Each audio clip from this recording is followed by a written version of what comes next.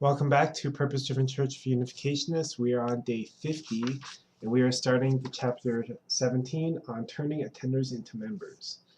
So Rick Warren here is talking about the idea of, like, if you remember the life development process that he talked about a while back, of getting people from to first base, essentially. Taking somebody who's just attending casually into actually being a full-fledged member of the congregation.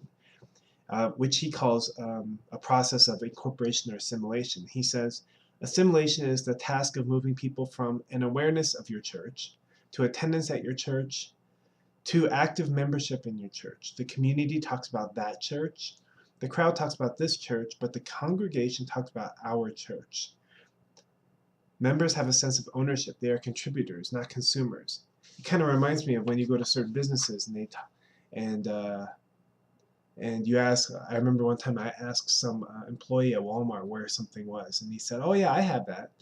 Um, and it was kind of interesting because I really sensed that he really felt like his department belonged to him, and it was like he had it, not like, "Oh yeah, we've got that" or something like that. Um, so anyway, it's important to look at the idea and the concept behind membership. He says that most people today associate the term membership with paying dues, meaningless rituals, silly rules, and handshakes having your name on some dusty roll. However, when you look at the Bible, the concept of membership is very different. It says that being a member of the church did not refer to some cold induction into an institution, but rather it meant becoming a vital organ of a living body. I like that. He says we need to reclaim this image.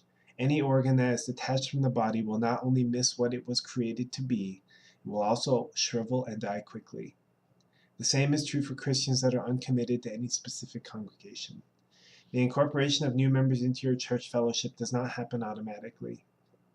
If you don't have a system and structure to assimilate and keep people you reach, they won't stay with your church. It is the church's responsibility to take the initiative in assimilating new people into the congregation. Churches that make new member assimilation a priority and have a plan for doing it are usually blessed with growth. In contrast, churches that don't care about new members or are haphazard in assimilating them don't grow. So then he obviously goes into talking about developing a plan to assimilate new members. He says that because your community has a unique history, culture, and growth rate, you need to ask some important questions. These will determine what kind of plan you create. So the questions are, what does God expect from members of his church? What do we expect from our members right now? What kinds of people already make up your congregation? How will that change in the next 5 to 10 years? What do our members value? What are new members' greatest needs? What are our long-term members' greatest needs? How can we make membership more meaningful? How can we ensure that members feel loved and cared for? What do we owe our members? What resources or services could we offer our members? And how could we add value to what we already offer?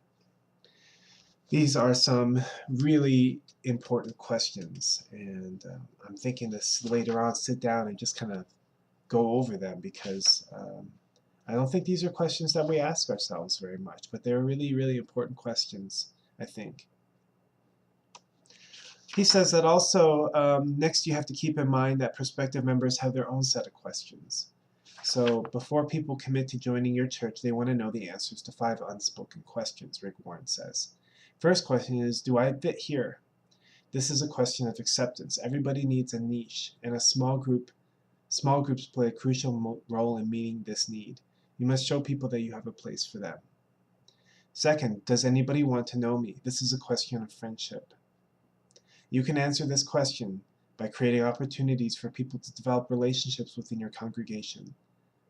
Remember, people are not looking for a friendly church as much as they are looking for friends. People deserve individual attention. Third, am I needed?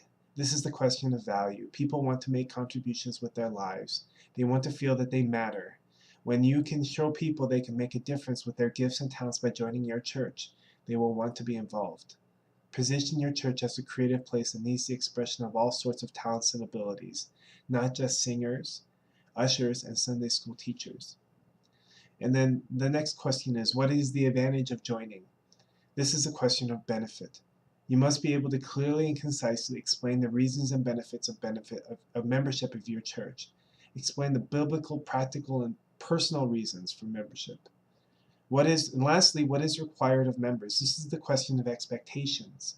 You must be able to explain the responsibilities of membership as clearly as you state the benefits of it.